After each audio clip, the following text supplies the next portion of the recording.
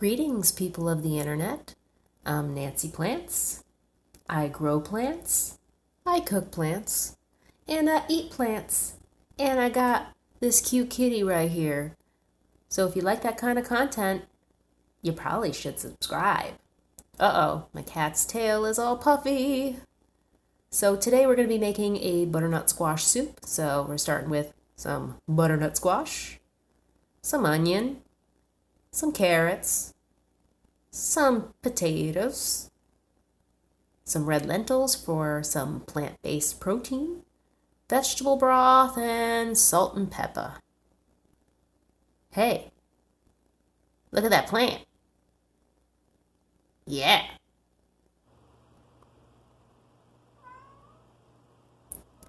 So the first thing you want to do is peel your potatoes.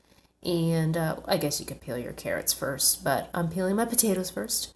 Normally, I would not peel a beautiful red potato like this, but red potatoes are all that I had on hand, so that's what I'm using.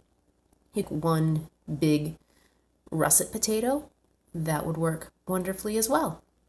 And next I'm peeling my carrots. So I got these two big carrots. If you had smaller carrots, you might want to add a little bit more. Carrots will add a really nice color to the butternut squash soup. Now, butternut squash definitely is orange, but I don't know, it's not orange enough. So, yeah, that's why I'm using some carrots in there. And also, I feel like every good soup starts with carrots and onions and celery. Oh, wait, there's no celery. Want to see a magic trick? This will make the chopping process a lot faster. Ta-da! Yeah, I'm sorry about that, guys.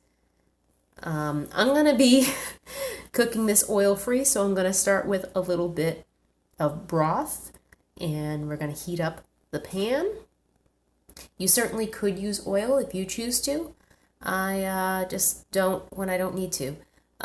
So we're gonna start with the onions, and when the onions have cooked for a little bit, we're gonna add in our carrots. And just stir it up a little bit and cover it up. Once the carrots and onions have softened a little, we're going to add in some rinsed red lentils and our potatoes. And then we're going to add in our vegetable broth. The vegetable broth I use is a homemade salt-free vegetable broth, and I'm emphasizing salt-free because you don't want to add any salt to the liquid when you're cooking lentils or beans. It just makes them take longer to cook. We're going to let this cook until the potatoes and carrots and lentils are all soft and cooked. And then we're going to add in our butternut squash. I find it easier to just pre-roast my butternut squash and then add it to the soup than to try to cut up a butternut squash. And if you've ever cut up a butternut squash, you know what I'm talking about. So when everything's cooked, you're going to add in the butternut squash, heat it through, and then you're going to blend it up with an immersion blender. And just keep blending until it's nice and creamy.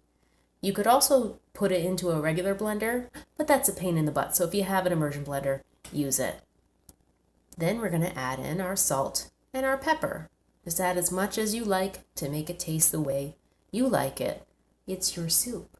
Enough after you can just put it back on the stove and cook it for a little to thicken it up. I had soup with a little bit of ginger tea, some ploys, some coleslaw, and yeah, I had my soup with my soup. So I hope you really like this recipe. If you would like to get some more recipes in the near future, please comment down below if you would, if you would. Yeah, this is awkward. All right, thanks, bye.